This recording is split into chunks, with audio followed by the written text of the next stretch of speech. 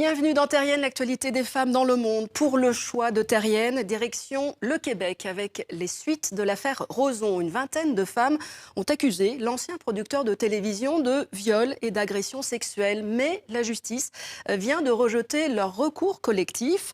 Ces courageuses, comme elles se sont elles-mêmes appelées, n'entendent pas baisser les bras et souhaitent porter cette affaire auprès de la Cour suprême du Canada.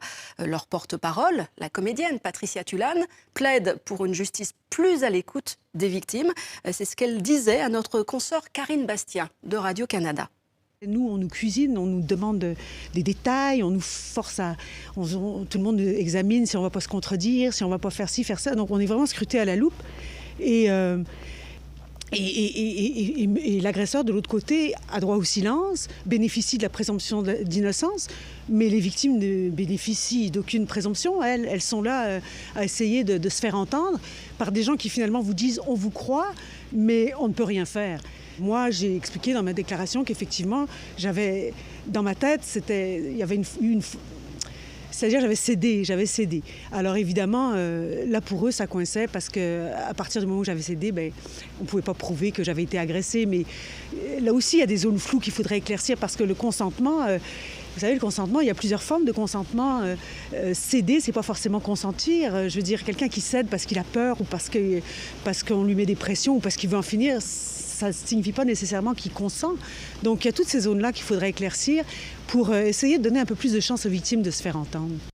Oui, Gilbert Rozon sera jugé en juin prochain pour viol et attentat à la pudeur dans le cadre d'une autre affaire. Tout le dossier sur cette affaire est à retrouver sur notre site, ainsi qu'un entretien avec Patricia Tulane, donc la porte-parole des Courageuses.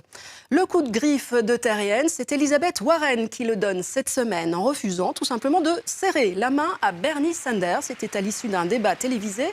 La candidate démocrate à l'investiture pour la course à la Maison-Blanche accuse son rival démocrate d'avoir déclaré qu'une femme ne pouvait pas être présidente aux États-Unis. Selon elle, les candidats masculins n'ont pas vraiment de leçons à donner dans ce domaine, comme elle l'a clairement expliqué à ces messieurs en direct.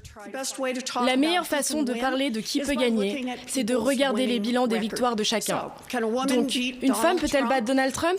Regardez les hommes sur ce plateau. À eux tous, ils ont perdu 10 élections.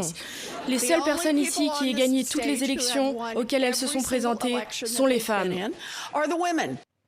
Et le coup de cœur de Terrienne cette semaine à Kimia Alizadeh, seule femme médaillée olympique du sport iranien. La championne de taekwondo a décidé de quitter l'Iran pour s'entraîner aux Pays-Bas. La jeune femme, âgée de 21 ans, a décroché le bronze au JO de Rio, c'était il y a 4 ans. Elle dénonce aujourd'hui donc l'hypocrisie d'un système qui, selon elle, utilise ses sportives à des fins politiques alors qu'il ne fait que les humilier. Pour l'instant, elle ne sait pas quel pays elle représentera aux prochains Jeux cet été à Tokyo. Tous ces sujets seront à retrouver bien sûr sur le site de Terrienne. Sinon, rendez-vous ici même la semaine prochaine.